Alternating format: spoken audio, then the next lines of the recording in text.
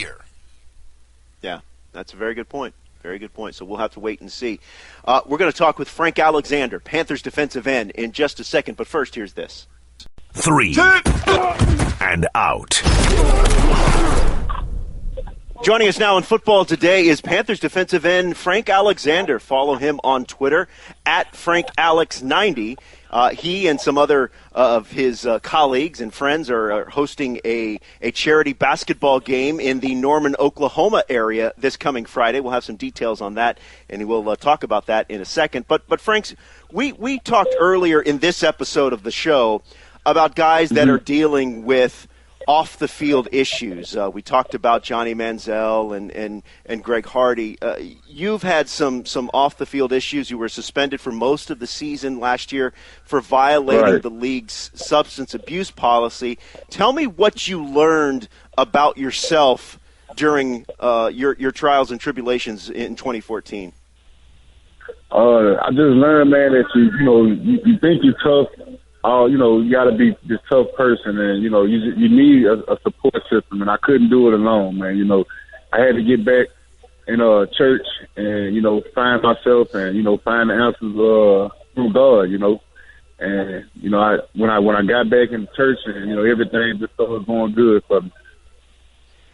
When Panther fans or any other NFL fans, when they hear your explanation and they hear, hey, I've turned my life around, so I can hear some fans thinking, you know what, I've heard this sort of stuff before. Maybe not from Frank Alexander per se, but I've heard it from other players and I've heard it from other people. Why should I believe Frank Alexander? You would say what?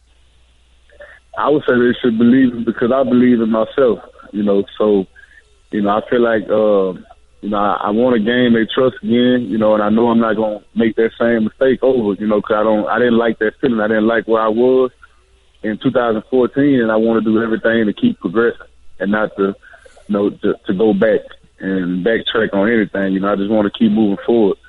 So I would like for them to trust me, Frank, on the field, we see so much nickel and dime nowadays that 4-3 defensive ends like yourself are often, asked to bump inside, and we saw Greg Hardy do that a lot. What's the difference from a mental perspective whenever you're lined up inside over a guard or as opposed to outside when you're on the outside shoulder of a tackle when you're preparing to rush the passer? Everything just happens quicker.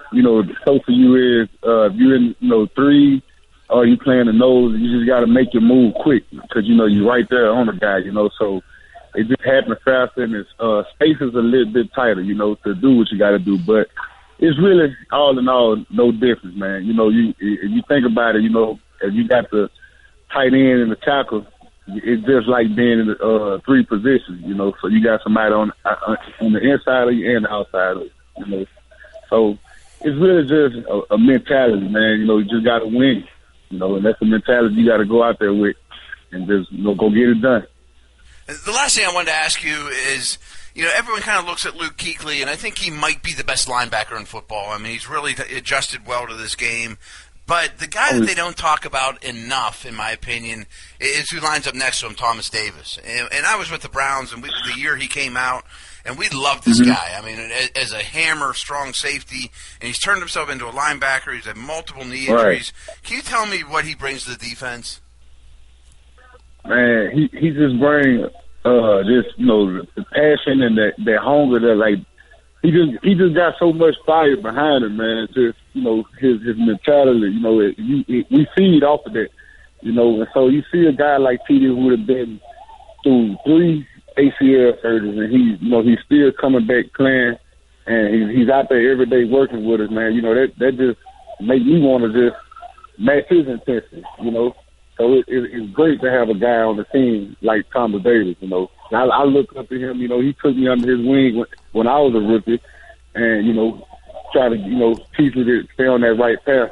So, man, a guy like him, man, Thomas Davis, man, like, he's a great player in my book. I feel like, he should be one of them Hall of Famers at the end of his career. Frank, the face of the Panthers franchise is Cam Newton. And I'm wondering, I'm wondering if you saw that there's Cam posted on his Instagram. I don't know if it was yesterday, but he is in this inflatable balloon, and he's like jumping around and taking people out. Did you happen to see the video that he posted there, and did that make you nervous at all? No, I didn't even get to see it. I'm gonna have to go watch it after we get off, man, just to see what y'all talking about. I didn't get to see it yet, though. But, man, that guy there's character, man. He's cool people, now, though. Tell me, there was also a picture of him. He's boarding a flight, and someone took a picture of it, and he's got some Uggs on. And he's got and then I when I saw that picture, I also thought about some of the other post-game attire that he wore last season. Do you guys get on him, or for the way he dresses, or is he considered one of the cleanest dressers in the locker room? Oh yeah, people, guys gonna give him a tough time for wearing some of the stuff, but he don't care about that at all, man. Cam gonna be Cam, man. And that's what you gotta like about him, man. Whatever you may say, he gonna do what he do. And he actually bought got the whole team some Ugg boots for Christmas, so we all got a pair of them Ugg boots, man. I see why he wear them now. I ain't gonna even lie, but they real comfortable though. So you wear them around now? Oh yeah, I don't have no problem with wearing them, man. I put the Ugg boots on before I put slippers or shoes on because they comfortable. So especially after practice when you had the cleats on all day. Yeah. Well, as I said, this coming Friday, you and some other former Oklahoma players, some other NFL stars, are going to be taking part in a charity basketball games to raise funds for Corey Wilson, a former Oklahoma Sooner football player that was paralyzed in a car accident. So if people are in the Norman, Oklahoma area, tell us a little bit more about the event and how they can get some more information about it. The event goes to the Spinal Cord Foundation for Corey. He's trying to get back right or whatever, but he's been putting his game on about 3 years now. This is the third year for it, and it just keep growing every year. And it became like a reunion for a lot of the older guys to come back to, and we have a weekend where we all come into the spring game anyway. So he's like, why not have the game on Friday, and then we have the spring game on Saturday to go to, and it's a good weekend for everybody to come back and enjoy it. It is this coming Friday, April 10th. Doors open at 6 o'clock. The game is at 7. It's at Norman North High School. That's in Norman, Oklahoma. And it's the third annual Ball for a Cause, benefiting, as we said, a former Oklahoma teammate, Corey Wilson, former Oklahoma Sooner football player, paralyzed in a car accident. That will be this coming Friday. Frank Alexander of the Carolina Panthers. Frank, we appreciate the time. Thanks for joining us. Good luck to you. It sounds like you've kind of got your life headed in the right direction, and we wish nothing but good luck to you and yours. Okay, yeah, I appreciate that, and I appreciate you guys for having me on the show today. All right, couple of practice squad questions for you guys. Okay. This first one comes from Mike Snyder. This says, who wins in a cage match, Mike McCarthy or Bill Belichick? Ooh, that's a good one. Clearly, Mike McCarthy's a bigger man. I could see him being more physical. But Bill Belichick, he's the dirtiest player in the game. He's like Ric Flair. So I'm not going to underestimate his ability to cut corners or find a way to do whatever it takes to win. So I'm going to take the hoodie in that one. Yeah, me too. I would think McCarthy's younger, right? Mm-hmm. Maybe a little quicker, bigger, but not as ruthless. No way. Belichick all the way along. I could see Belichick hiding some sort of foreign object, some brass knucks in his trunks or his ring attire. So yeah, give us the hoodie there.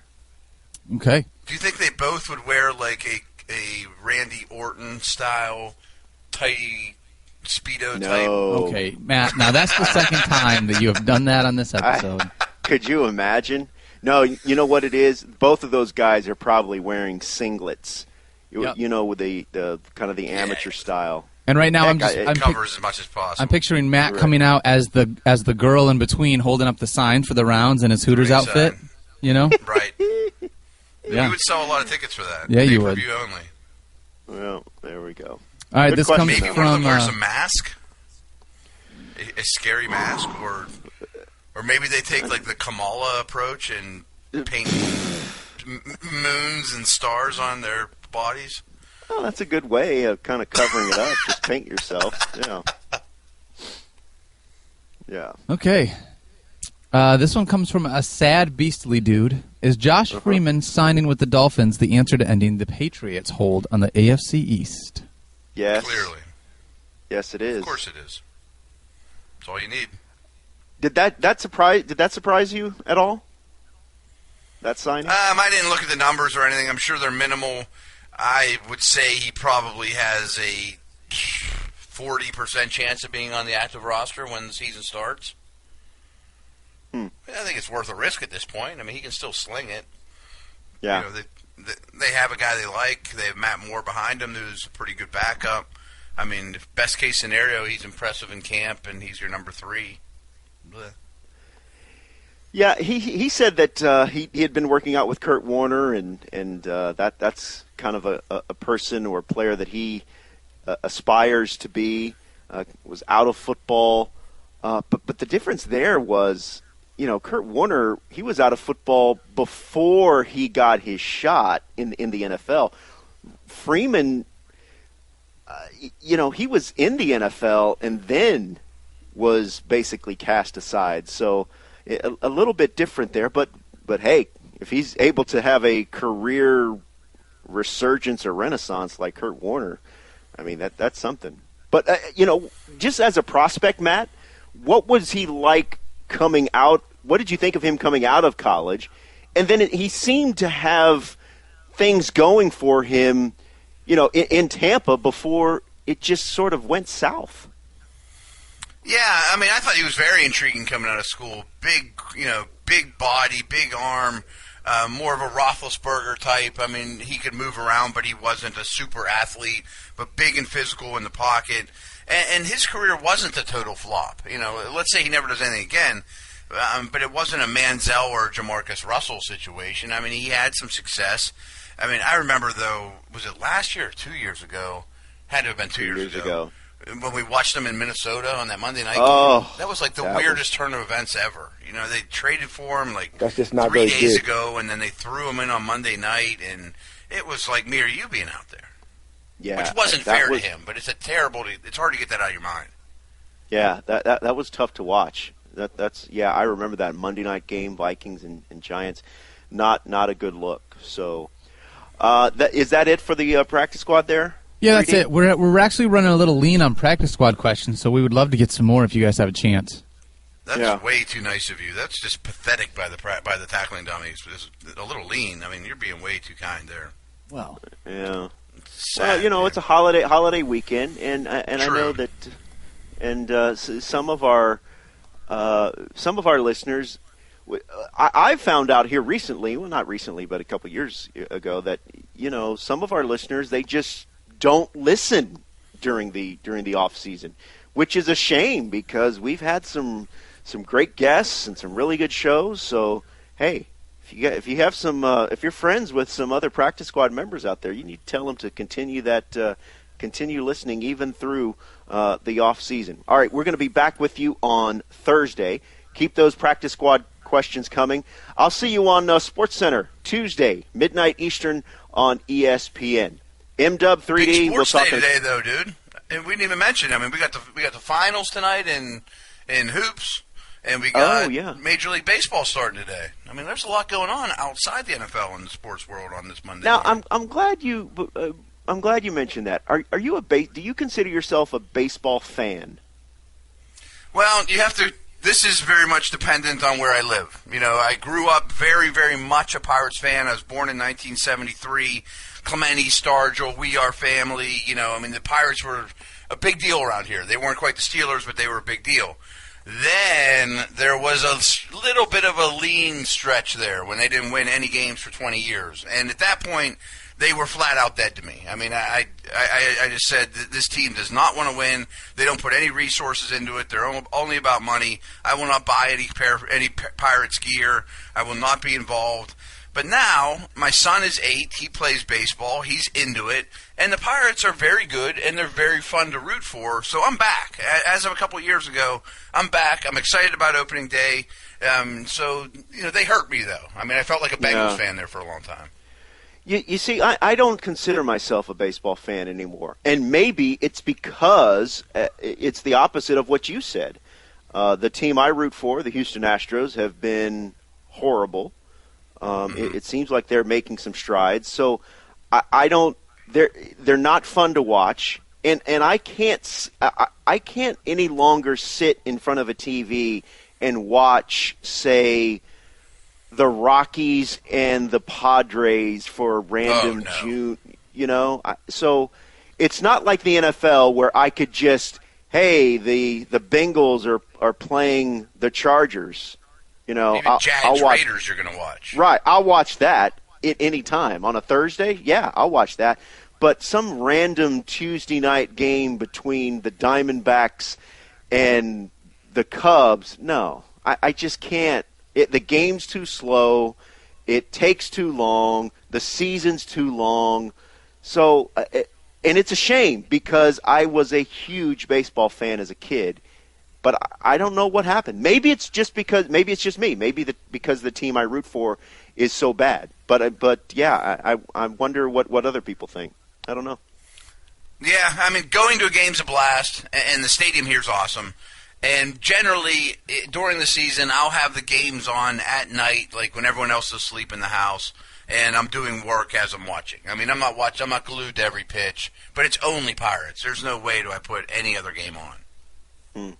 Very regionalized sport Major League Baseball has become. All right. We're definitely done this time. We will be back with you on Thursday. Whole new show. Send us those questions, #PracticeSquad, and the best ones and the funniest ones will make the air.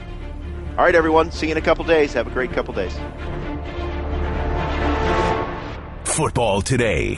Thank you for listening to today's show. For more football insight, including fantasy thoughts from the Fantasy Focus Football Podcast, check out the show selections at espn.com/podcenter. Football Today.